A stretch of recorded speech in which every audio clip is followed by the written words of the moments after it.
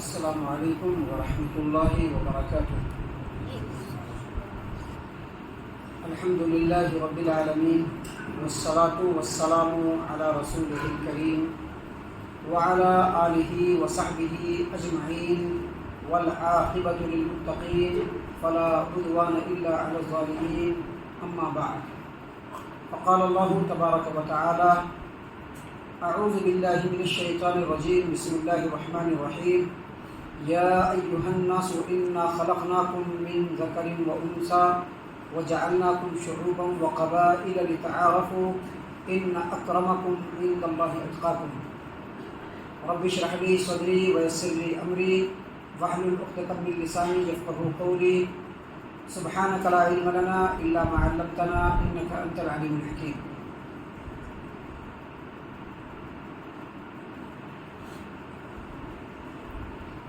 محترم سامعین کرام، 23ویں رمضان کی یہ شب ہے، دوسری تاخیرات ہے۔ آج آپ کے سامنے قرآن کریم سورۃ الکہف سورہ نمبر 18 اور اسی سورت سے آیت نمبر 32 سے لے کر کے آیت نمبر 44، ان آیتوں کے اندر جو باتیں ہیں، جن چیزوں کے بارے میں اللہ تبارک و تعالیٰ نے بیان فرمایا ہے، اور ان باتوں میں ہمارے لیے کیا نصیحتیں ہیں، ہم ان باتوں کو آپ کے سامنے پیش کریں گے۔ لیکن ان باتوں کو پیش کرنے سے پہلے ہم یہ آپ کے سامنے واضح کر دیں کہ ابھی جو ہم نے آپ کے سامنے آیت کریمہ تلاوت کی ہے وہ سورۃ الحجرات آیت نمبر 13۔ سورۃ الحجرات آج تراویح کی نماز میں پڑھی گئی اور اس میں سے ایک آیت کریمہ کو ہم نے آپ کے سامنے رکھا ہے۔ آج کی جو باتیں ہوں گی یا جو آیات آپ کے سامنے پیش کیے جائیں گے اور ان کے معنی اور مفہوم کو جو ہم آپ کے سامنے رکھیں گے، ان باتوں کو سمجھنے کے لیے پہلے کچھ دوسری باتوں کو سمجھنا ضروری ہے۔ ابھی جو ہم نے آپ کے سامنے آیت کریمہ تلاوت کی، اس میں اللہ تبارک و تعالیٰ نے تمام انسانوں کو مخاطب کیا۔ اللہ نے فرمایا یا ایھا الناس، اے لوگو، انا خلقناکم من ذکر و انثی، لوگو میں نے تم لوگوں کو مرد اور عورت یہ دو قسموں میں پیدا کیا، یعنی تم کو مرد بھی بنایا ہے اور عورت بھی بنایا ہے۔ وجعلناکم شعوبا وقبائل، اور تم کو الگ الگ قبیلوں اور خاندانوں میں بانٹ دیا ہے۔ کیوں بانٹا؟ لتعارفوا، تاکہ تم ایک دوسرے کو پہچانو۔ اور آگے مزید فرمایا اللہ تبارک و تعالیٰ نے کہ ان اکرمکم عند اللہ اتقاکم، تم میں سب سے مقام و مرتبے والا، سب سے بزرگ اور سب سے بہتر وہ ہے جو بہت زیادہ تقویٰ اور پرہیزگاری اختیار کرنے والا ہے۔ سامعین کرام، یہ بات اس لیے بتایا اللہ تبارک و تعالیٰ نے کہ اگر اللہ تبارک و تعالیٰ نے کسی کو اس دنیا میں پیدا کیا اور بہترین رنگ روپ دیا، اور اس کے مقابلے میں اگر کسی کو اللہ تبارک و تعالیٰ نے کم رنگ روپ دیا ہے، تو جس کو بہترین رنگ روپ دیا ہے وہ یہ ہرگز نہ سمجھے کہ میں بڑا خوبصورت ہوں اور میں بہت بہتر ہوں۔ سمجھ رہے ہیں نا؟ ابھی کسی کو اللہ تبارک و تعالیٰ نے کسی اونچے خاندان میں پیدا کیا، آپ کو یہ سمجھ رہا ہے کہ ہم سید ہیں، وہ یہ سمجھ رہا ہے کہ ہم خان صاحب ہیں، وہ یہ سمجھ رہا ہے کہ ہم شریف والے خاندان سے ہیں، وہ یہ سمجھ رہا ہے کہ ہم فلاں قبیلے سے ہیں۔ تو یہ جو خاندان اور قبیلے جو دنیا کے اندر بنائے گئے ہیں، وہ کسی کے بڑے یا چھوٹے ہونے کے لیے نہیں، بلکہ پہچان کے لیے۔ یہ فلاں خاندان کا ہے، یہ فلاں قبیلے کا ہے، یہ فلاں ہے، یہ فلاں ہے، یہ پہچان کے لیے۔ اسی لیے نہیں بنایا گیا کہ فلاں خاندان اور فلاں قبیلے والا بہت ہی بلند ترین ہے اور فلاں خاندان اور فلاں قبیلے والا انتہائی گرا ہوا ہے، ایسا نہیں۔ محترم سامعین کرام، اس روئے زمین پر اللہ تبارک و تعالیٰ نے جو انسانوں کو پیدا فرمایا، تو پیدا فرمانے کے بعد اللہ تبارک و تعالیٰ نے روزی روٹی سب کے لیے برابر نہیں رکھا ہے۔ اللہ تبارک و تعالیٰ نے قرآن کریم میں اس بات کو واضح طور پر فرما دیا ہے کہ اللہ جس بندے کے چاہتا ہے اس کے رزق کو بالکل پھیلا دیتا ہے۔ بہت بڑا مالدار ہوتا ہے، پیسہ اور کوڑی میں وہ کھیلتے رہتا ہے، ہمیشہ پراپرٹی بہت زیادہ ہوتی ہے، بلکہ کچھ لوگ تو ایسے ہوتے ہیں وہ جو اپنے وقت کے بزنس ٹائکون ہوتے ہیں، اور کوئی اس روئے زمین پر قارون جیسی دولت کو رکھ کر کے کھیاتی پراپت کر لیتا ہے کہ قارون تو کسی کو اللہ تبارک و تعالیٰ نے بہت زیادہ دولت دیا، کسی کو اللہ تبارک و تعالیٰ نے بہت کم دیا یا مناسب دیا یا بالکل مفلسی میں رکھ دیا۔ تو یہ جو کسی کو بہت دولت مل گیا اور کسی کو کم دولت ملا، اس سے بھی کسی کو عزت نہیں مل سکتی اور کوئی گھٹیا نہیں مل سکتا۔ یہ ساری باتیں اس لیے بیان کی جا رہی ہے کہ دنیا میں اس طرح کی مینٹلٹی ہے لوگوں میں، اس کو کوئی انکار نہیں کر سکتا ہے۔ ایسی مینٹلٹی پائی جاتی ہے کہ فلاں دولت والا ہے تو بڑا عزت والا ہے، اس کو خوب بھاؤ دے رہے ہیں، اور جس کے پاس پیسے کی کمی ہے یا جو معمولی طبقے کا آدمی ہے، جو مفلس ہے، اس کو بھاؤ نہیں دیتے۔ کیوں نہیں بھاؤ دیتے ہیں؟ اس کے پاس کچھ بھی نہیں ہے۔ یاد رکھیے، جو آیت کریمہ ہم نے آپ کے سامنے پیش کی ہے، سورۃ الحجرات آیت نمبر 13، اس کی روشنی میں اور نبی صلی اللہ علیہ وسلم کی ایک حدیث کی روشنی میں، اگر کسی کو اللہ تبارک و تعالیٰ نے دولت سے نوازا ہے، مقام و مرتبے سے نوازا ہے، اس کو بڑا عہدہ ملا ہے یا دولت کی ریل پیل ہے اس کے پاس، تو اس کو دو بات ہمیشہ سمجھنا چاہیے اور اپنے ذہن کے اندر نوٹ کر کے رکھنا چاہیے۔ دو باتیں سمجھ کر کے رکھنا چاہیے اور اپنے ذہن کے اندر نوٹ کر کے رکھنا چاہیے۔ کون سی دو باتیں؟ پہلی بات یہ کہ اللہ تبارک و تعالیٰ نے اگر دولت دیا ہے، پراپرٹی دیا ہے، بہت مالدار بنایا ہے، تو یہ نہ سمجھے کہ اللہ تبارک و تعالیٰ اس سے بہت زیادہ خوش ہے، بلکہ وہ یہ سمجھے کہ اللہ کی طرف سے آزمائش ہے۔ اللہ نے قرآن کریم میں واضح طور پر فرمایا ہے کہ وَنَبْلُوكُمْ بِالشَّرِّ وَالْخَيْرِ فِتْنَةً، تم لوگوں کو شر سے بھی ہم آزماتے ہیں اور خیر سے بھی آزماتے ہیں۔ کسی کو اگر خیر ملا ہے اس میں بھی اس کے لیے آزمائش ہے، اور کسی کو اگر شر ملا ہے اس میں بھی اس کے لیے آزمائش ہے۔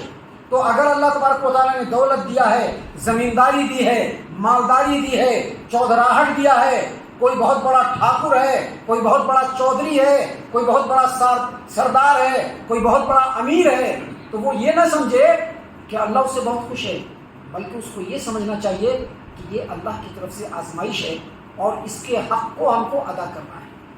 پہلی بات۔ اور دوسری بات کہ اگر اللہ تبارک و تعالیٰ نے دولت دیا ہے، مقام دیا ہے، رتبہ دیا ہے، عہدہ دیا ہے، تو وہ یہ نہ سمجھے کہ وہ دوسروں کے مقابلے میں بہت ہائی کلاس ہے اور ہمارے مقابلے میں دوسرا بہت چھوٹا ہے۔ ابھی جو قرآن کی آیت ہم نے آپ کے سامنے پڑھی ہے، اس میں اللہ تبارک و تعالیٰ نے کلیئرلی بتایا کیا؟ ان اکرمکم عند اللہ اتقاکم۔ کسی کے پاس اگر دولت نہیں ہے،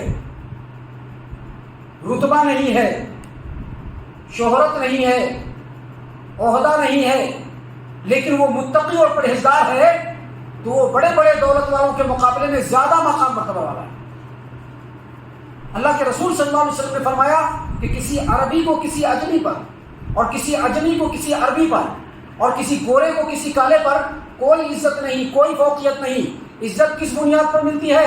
تقوی اور پرہیزگاری کی بنیاد پر۔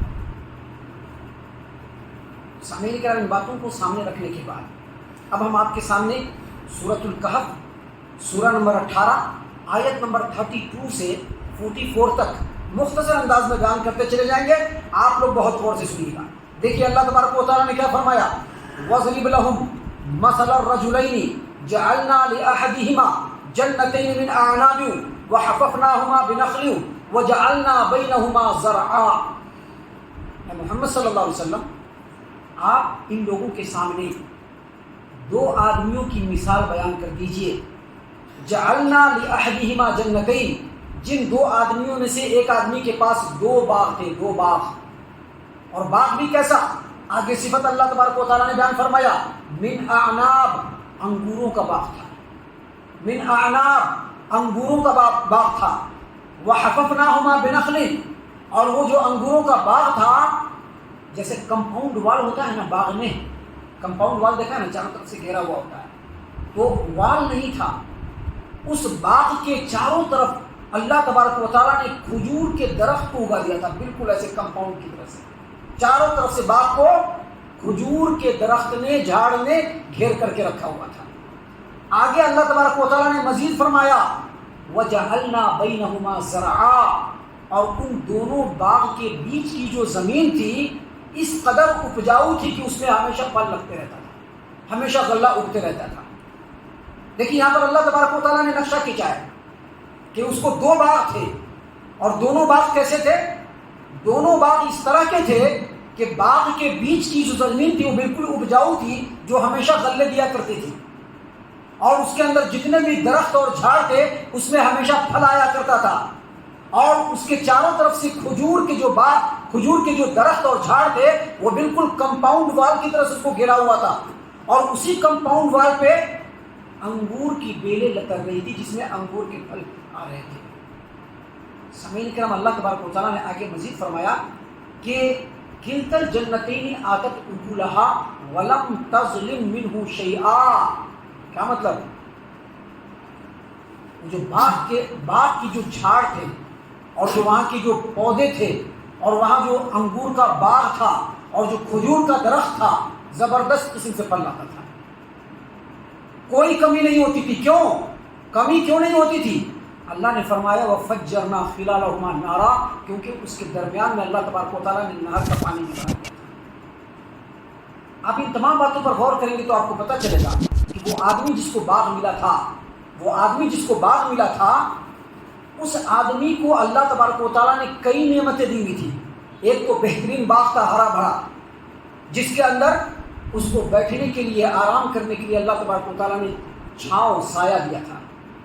دوسرا، اللہ تبارک و تعالیٰ نے اسی باغ میں اس کے لیے میٹھے پانی کو بھی دیا تھا جس کو وہ پیتا رہے اور سیراب ہوتا رہے۔ اور تیسرا، اللہ تبارک و تعالیٰ نے اس کے کھانے پینے کے لیے، اس کے پیٹ کو بھرنے کے لیے زبردست قسم سے پھل اور میوے عطا کیے تھے۔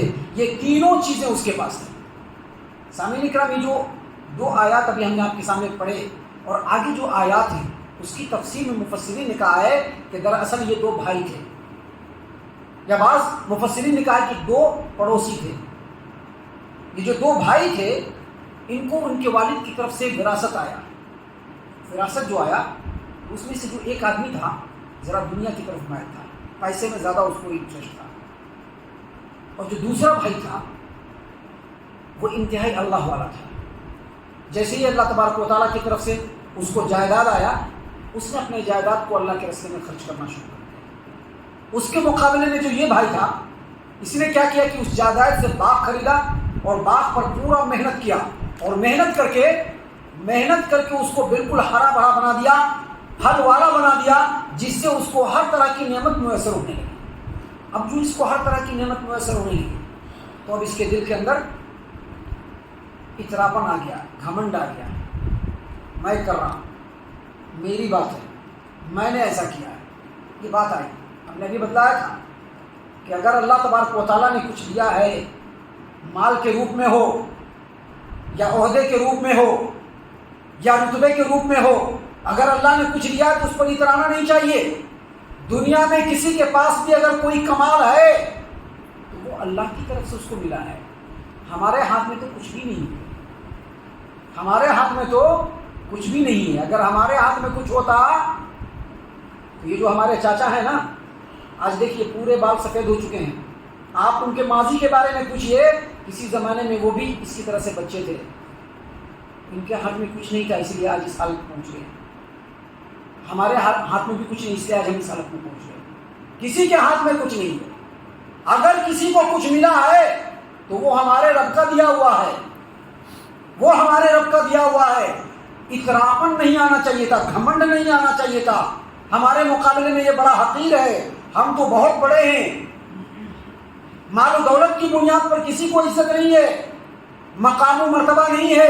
دیکھیے اللہ تبارک و تعالیٰ نے آگے فرمایا وَكَانَ لَهُ ثَمَرٌ، اس کا جو باغ تھا اس میں ہمیشہ پھل آتے رہتا تھا، جس کی وجہ سے اس کو بڑا گھمنڈ ہونے لگا کہ دیکھو ہم نے کوشش کیا، ہم نے محنت کیا، تو آج دیکھو ہمارے پاس دو بڑے بڑے باغ ہیں جس کے اندر ہر طرح کی نعمت اللہ کی طرف، جس کے اندر ہر طرح کی نعمت مہیا ہے، اللہ کی طرف سے نہیں، ہر طرح کی نعمت مہیا ہے۔ اس نے کیا کہا؟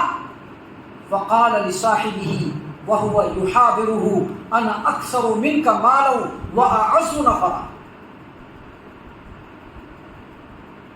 باغ کے پاس یہ بیٹھا ہوا تھا یا کھڑا ہوا تھا، اور جو بازو کا پڑوسی ہے اس کا بھائی ہے وہ ادھر سے گزر رہا ہے۔ ادھر آ، ادھر آؤ، ادھر بلاتے ہیں نا کسی کو، ویسے ہی بلا رہا ہے، ادھر آ۔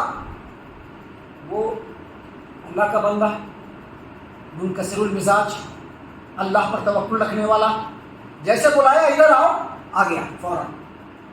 اس نے اس سے بات کرتے ہوئے کہا، کیا کہا؟ بات بھی کر رہا ہے اور اس کو پکڑ کر کے اپنے باغ کے اندر بھی لے جا رہا ہے، بات بھی کر رہا ہے اور پکڑ کر کے اپنے باغ کے اندر بھی لے جا رہا ہے، باغ کے اندر لے جا رہا ہے۔ محترم سامعین کرام، اللہ تبارک و تعالیٰ نے کہا کہ اس نے اپنے بھائی سے، اپنے ساتھی سے کہا اس حال میں کہ وہ اس سے بات کر رہا تھا، تم نے کیا کیا یار؟ کچھ نہیں کیا، تم کو بھی ملا تھا اور ہم کو بھی ملا تھا، لیکن آج دیکھو، انا اکثر منکا مالا واعز نفرا، آج تم سے زیادہ میرے پاس مال ہے، آج تم سے زیادہ میرے پاس مال ہے اور تم سے زیادہ لوگ میرا سپورٹ کرنے والے۔ لیکن یہاں پر غور و فکر کرنے کی بات کیا ہے کہ آج بھی سماج و معاشرے میں صحیح ہوتا ہے کہ اگر پیسے والا ہے تو اس کی جی حضوری میں زیادہ لوگ لگے رہتے ہیں، پیسے والا ہے اس کی جی حضوری میں زیادہ لگے رہتے ہیں، کیوں؟ کیونکہ وہ پیسے والا ہے، اس کا سپورٹ کرنا ہے، سپورٹ کرنا ہے تو حق کا کرنا، سپورٹ کرنا ہے تو حق کا کرنا، صحیح کا کرنا، اللہ تبارک و تعالیٰ سے طرف سے جو نازل ہوا ہے اگر اس کے مطابق اس کا سپورٹ کرنا۔ اس آدمی نے بالکل دنیا داری اور دنیا پرستی کو سامنے رکھتے ہوئے اپنے ساتھی کو کہا کہ تم نے کیا کیا؟ آج دیکھو تم سے زیادہ مال ہے اور لوگ تم سے زیادہ میرے سپورٹ میں ہیں، وَأَعَزُّ نَفَرًا، لوگ میری تمہارے مقابلے میں زیادہ عزت کرتے ہیں۔ اللہ نے فرمایا وَدَخَلَ جَنَّتَهُ وَهُوَ ظَالِمٌ لِنَفْسِهِ قال ما اظن ان تبید هذه ابدا، ہاتھ پکڑا اپنے بھائی کا، باغ میں لے کر کے چلا اور بولتے ہوئے جا رہا ہے، کیا بولتے ہوئے جا رہا ہے؟ ما اظن ان تبید هذه ابدا، میں نے اس باغ کو اس طرح سے سینچا ہے اور اس طرح سے بنایا ہے کہ مجھ کو یقین ہے کہ میری زندگی میں تو یہ ختم نہیں ہو سکتا۔ شیخی بگاڑنے لگا۔ اللہ تبارک و تعالیٰ نے جو دیا ہے، یہ جو کھڑے ہونے کے لیے زمین ہے نا، یہ زمین کب اللہ کھینچ لے گا، کب اللہ کھینچ لے گا کسی کو پتہ نہیں۔ جس مقام پر آج ہم کھڑے ہیں وہ مقام کب ہم سے چھن جائے گا کچھ پتہ نہیں ہے، اسی لیے اللہ تبارک و تعالیٰ کا شکر گزاری کرتے رہنا چاہیے، عاجزی اور انکساری اپنے اندر رکھے رہنا چاہیے۔ بڑے بڑے کروڑ پتیوں کو خاک پتی ایک لمحے میں ہوتے ہوئے اس روئے زمین پر دیکھا گیا ہے، ایک لمحے میں کب وہ کروڑ پتی تھا اور کب خاک پتی ہو گیا کسی کو پتہ نہیں۔ وہ آدمی باغ کے اندر گھس رہا ہے اور کہہ رہا ہے ما اظن ان تبید هذه ابدا، میں نے جس انداز میں اس باغ کو ہرا بھرا بنا دیا ہے مجھ کو یقین ہے کہ میری زندگی میں ختم نہیں ہو سکتا۔ اور آگے مزید کہہ رہا ہے، دیکھیے آگے مزید کہہ رہا ہے وما اظن الساعۃ قائمۃ، تم بڑا بولتے رہتے ہو نا آخرت ہوگی آخرت ہوگی، بہت بولتے ہو کہ آخرت ہوگی، مجھ کو تو یقین نہیں کہ آخرت بھی ہونے والا ہے۔ اور وَلَئِن رُدِدتُّ إِلَىٰ رَبِّي لَأَجِدَنَّ خَيْرًا مِنْهَا مُنْقَلَبًا، یہی وہ چیز ہے جو میں بتانا چاہتا ہوں، جو دنیا کے اندر لوگوں کے اندر پائی جاتی ہے بات، کسی کے اندر زیادہ پائی جاتی ہے کسی کے اندر کم پائی جاتی ہے، لیکن پائی جاتی ہے ضرور۔ کہا کہ اگر مجھ کو میرے رب کی طرف پلٹایا بھی گیا تو جس طرح سے میرا رب مجھ پر دنیا میں مہربان ہے آخرت میں مجھ کو اس سے اچھی جگہ مل جائے گی۔ مطلب کیا ہے؟ یہ وہی دنیا داروں والا خیال ہے جو لوگوں کے ذہنوں کے اندر سیٹ کر گیا ہے کہ آج اگر ان کا کاروبار چل رہا ہے، آج اگر وہ ترقی کے راستے پر ہیں، آج اگر وہ روپے پیسے میں کھیل رہے ہیں، آج ان کے پاس اگر بہت ساری پراپرٹی ہے تو ان کا رب اس سے بہت خوش ہے۔ یہی دنیا داری۔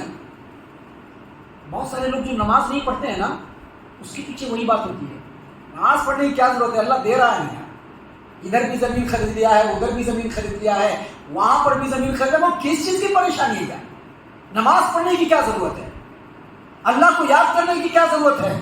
ٹائم پڑے گا تو جمعہ کی نماز پڑھ لیں گے، وقت ملے گا تو تھوڑا صدقہ و خیرات کر دیں گے، اور کیا خلی۔ یہی وہ خیال تھا جو اس کے اندر تھا کہ جو رب آج اس دنیا میں مجھ کو اتنا نواز دیا ہے کل قیامت کے دن نواز دے گا. سامعین کرام یہ ساری باتیں اصل میں ہم آپ کو بتلا دیں کہ جو ساری باتیں ہیں نا یہ مکہ والوں کے اندر بھی تھی. مکہ کے جو کافر تھے نا ان کے اندر بھی تھی. وہ لوگ نبی صلی اللہ علیہ وسلم کے سامنے اور صحابہ کے سامنے کہتے تھے کہ تم لوگوں کو کیا ہے جی, تم کہتے ہو کہ تمہارا رب, ارے کچھ ہے تم لوگوں کے پاس, بالکل فقیروں جیسا حال ہے, ہر طرح سے ہم تم لوگوں کو پیس رہے ہیں لیکن پھر بھی کچھ نہیں ہو رہا. دیکھو ہم لوگوں کے ساتھ آج کتنے مالدار ہم لوگ ہیں, اوپر والا ہم لوگوں پر مہربان ہے, قیامت تو قائم ہوگی نہیں, اور اگر ہوئی بھی جیسا کہ تم کہتے ہو تو جیسے آج وہ اوپر والا ہم پر مہربان ہے قیامت کے دن بھی مہربان ہو جائے گا. یہ مینٹلیٹی آج بھی پائی جاتی ہے. اس نے کہا کہ وَلَئِن رُدِدتُّ إِلَىٰ رَبِّي لَأَجِدَنَّ خَيْرًا مِنْهَا مُنْقَلَبًا, اگر مجھ کو میرے رب کی طرف پلٹایا بھی گیا خَيْرًا مِنْهَا مُنْقَلِبًا, تو دنیا سے بہترین میرے حالت رہنے والا. سامعین کرام اتنی باتیں جب اس کے ساتھی نے سن لیا, اتنی باتیں جب اس کے ساتھی نے سن لیا, قال لہو صاحبہ وہو یحاورہ اکفرت بالذی خلقک من تراب ثم من نطفۃ ثم سواک رجلا. دیکھیے کتنی بڑی بات ہے جس پر غور و فکر کرنے کی ضرورت ہے. اس کے ساتھی نے اسی بات کے دوران اس کی بات کا جواب دیتے ہوئے کہا کہ کیا تم اس رب کا انکار کر رہے ہو جس نے تم کو مٹی سے پیدا کیا؟ کیا مطلب؟ تکبر نہیں کرنا چاہیے. تکبر, مٹی کے لیے کوئی تکبر ہے؟ آج انسان اسی مٹی سے بنا ہے اور رونتا کس چیز کو ہے؟ اسی مٹی. انسان اسی مٹی سے بنا ہے اور اپنے پیروں سے کس چیز کو رونتا ہے؟ اسی مٹی کو رونتا ہے. اس آدمی نے کہا کہ کیا تو اپنے اس رب کا انکار کرتا ہے جس رب نے تجھ کو مٹی سے پیدا کیا, تمہارے باپ کے ناپاک نطفے سے جو بالکل گھٹیا پانی ہے, اس پانی سے تمہارے رب نے تم کو پیدا کیا ہے. من نطفۃ, اور پھر ثم سواک رجلا, تم کو ایک پورا آدمی بنایا. کس نے بنایا؟ رب نے بنایا. میں نے بھی کہا تھا ہمارے ان کے اختیار میں کچھ نہیں ہے. اگر ان کے میرے اور ان کے اختیار میں کچھ ہوتا تھا تو ہم لوگ آج اسی کی طرح سے نوجوان ہوتے تھے, اسی لڑکے کی طرح سے بالکل بانکے نوجوان ہوتے تھے, ایسے ہم لوگ بھی. لیکن کچھ بھی ہمارے ہاتھ میں نہیں ہے. تو رب نے ہم لوگوں کو مٹی سے پیدا کیا ہے. باپ کے گھٹیا پانی سے ہم لوگ پیدا ہوئے ہیں نطفے سے, اور پھر رب نے ہم کو آدمی بنایا ہے. کہا گھمنڈ کیوں کرتے ہو تم؟ گھمنڈ مت کرو. کچھ ملا ہے تو گھمنڈ مت کرو, عاجزی اختیار کرو, انکساری اختیار کرو, تبھی جا کر کے بڑے بنو گے. سامعین کرام نبی کی زندگی کو تو دیکھ لیجیے, کم سے کم نبی کی زندگی کو دیکھ لیجیے. مکہ میں تھے تب بھی عاجزی اور انکساری تھی, مدینہ کے اندر آئے تب بھی عاجزی اور انکساری, اور جب دوبارہ اللہ تبارک و تعالیٰ نے پورے لاؤ لشکرے کے ساتھ مکہ کے اندر ان کو فتح دیا, اس وقت بھی عاجزی انکساری. کیا کہا؟ سب کو میں معاف کر دیتا ہوں. جو کعبہ میں چھپ جاتا ہے اس کو بھی معاف کر دیتا ہوں, جو اپنے گھر میں چلا جائے گا اس کو بھی معافی دیتا ہوں میں, اور جو ابو سفیان کے گھر میں گھس جائے گا اس کو بھی میں معاف کرتا ہوں. یہ ہے عاجزی. کہا اس نے کہ تم اپنے اس رب کا انکار کر رہے ہو, تم اپنی اس بات سے, تمہارے گھمنڈ سے لگ رہا ہے تم اپنے اس رب کا انکار کر رہے ہو جس رب نے تم کو مٹی سے پیدا کیا. اپنے باپ کے تم گھٹیا پانی سے جو نطفہ ہے اس سے رب اللہ نے تم کو پیدا کیا. ثم سواک رجلا, اور پھر تم کو پورا بھرپور آدمی بنایا. آگے مزید اس نے کہا لیکن هو اللہ ربی ولا اشرک بربی احدا. جہاں تک میری بات ہے, میرا رب وہی اللہ ہے جس کے ساتھ میں کسی کو شریک نہیں ٹھہراتا, یہاں تک کہ اپنے نفس کو بھی نہیں. جو گھمنڈی ہوتا ہے نا, گھمنڈی اپنے دولت پر گھمنڈ کرنے والا, اپنے پیسوں پر گھمنڈ کرنے والا, اپنے رتبے پر گھمنڈ کرنے والا, اپنے مال اور لوگوں کے درمیان جو اس کا ہولڈ ہے اس پر گھمنڈ کرنے والا, وہ اللہ تبارک و تعالیٰ کے ساتھ اپنے نفس کو شریک کرتا ہے. اسی لیے اللہ کے رسول صلی اللہ علیہ وسلم نے فرمایا کہ جس کے دل کے اندر رائی کے دانے کے برابر بھی گھمنڈ ہوگا وہ جنت کے اندر داخل نہیں ہوگا۔ اس نے کہا کہ میں جہاں تک میری بات ہے میرا رب تو اللہ ہے اور اس کے ساتھ میں کسی کو شریک نہیں کرا۔ اور پھر اس نے کیا دیکھیے کیا کہا، اس نے مزید نصیحت کی کیا، وَلَوْلَا إِذْ دَخَلْتَ جَنَّتَكَ قُلْتَ مَا شَاءَ اللَّهُ لَا قُوَّةَ إِلَّا بِاللَّهِ۔ تم کو تو یہ کرنا چاہیے تھا کہ جب تم باغ میں داخل ہوئے تھے تو کیا کہنا چاہیے تھا، ماشاء اللہ، جیسا اللہ نے چاہا۔ ہماری تو کچھ بھی ساتھ نہیں، ہماری تو کچھ بھی ساتھ نہیں، جیسا اللہ نے چاہا۔ لا قوت الا باللہ، اس کے زور کے بغیر کچھ بھی نہیں چل سکتا ہے۔ لا قوت الا باللہ، اس کے حکم کے بغیر کسی کا زور نہیں چل سکتا۔ آگے مزید کہا، ان ترنی انا اقل منک مالا وولدا۔ تمہارا کیا خیال ہے، تم نے ابھی کیا کہا کہ میں تم سے مال میں بھی بڑھ کر کے ہوں اور عزت و آبرو میں بھی بڑھ کر کے ہوں اور تم سے زیادہ لوگ میرا سپورٹ کرنے والے ہیں۔ ذرا سوچو اور غور کرو کہ اگرچہ میں تمہارے مقابلے میں مال میں بھی کم ہوں اور میرے پاس اولاد بھی نہیں ہے اور لوگ بھی سپورٹ میں نہیں ہے، فَعَسَىٰ رَبِّي أَن يُؤْتِيَنِي خَيْرًا مِّن جَنَّتِكَ۔ اللہ اگر چاہے گا نا، اللہ اگر چاہے گا تم سے بڑے 2 باغ اللہ مجھ کو دے گا۔ ہمارے پاس جو 2 باغ ہے جس پر تم اترا رہے ہو، اللہ چاہے گا تو تم سے بڑا باغ مجھ کو دے دے گا۔ اور آگے مزید کہا، وَيُرْسِلَ عَلَيْهَا حُسْبَانًا مِّنَ السَّمَاءِ فَتُصْبِحَ زَلَقًا۔ اور اگر اللہ چاہے گا تو جس باغ کے اوپر اور جس باغ کے اندر یہ آرام و سکون اور نعمتیں ہیں اس کے اوپر جو تم اترا رہے ہو، اگر اللہ چاہے گا تو آسمان سے اس پر عذاب بھیج دے گا اور پورا صفا چٹ ہو جائے گا، چٹیل میدان۔ یا پھر مزید اس نے کہا، او یصبح ماؤها غورا فلن تستطیع له طلبا۔ جو تمہارے باغ کے اندر جو پانی ہے نا، پانی کا جو چشمہ پھوٹ رہا ہے، اگر اللہ چاہے گا تو اس پانی کو اور نیچے لے کے چلا جائے گا، تم پانی لے بھی نہیں سکو گے۔ مومن آدمی تھا، یہ گھمنڈ کیا اللہ تبارک و تعالیٰ کو پسند نہیں۔ مومن آدمی کی زبان سے بات نکلی، اللہ نے فوراً اس کو قبول کیا۔ اللہ تبارک و تعالیٰ نے فرمایا وَأُحِيطَ بِثَمَرِهِ، اللہ نے فوراً اس کے باپ کے اوپر عذاب بھیج دیا، فوراً اس کے باپ کے اوپر عذاب آیا۔ وہ لوگ بات کرتے ہوئے باہر آئے، فوراً اس کے باپ کے اوپر عذاب آیا۔ وَأُحِيطَ بِثَمَرِهِ، باپ کے اوپر عذاب نے گھیر لیا، باپ کو عذاب سے اس کے باپ کو گھیر دیا گیا، اور پلک جھپکتے وہ پورا کا پورا باغ بالکل چٹیل میدان ہو گیا۔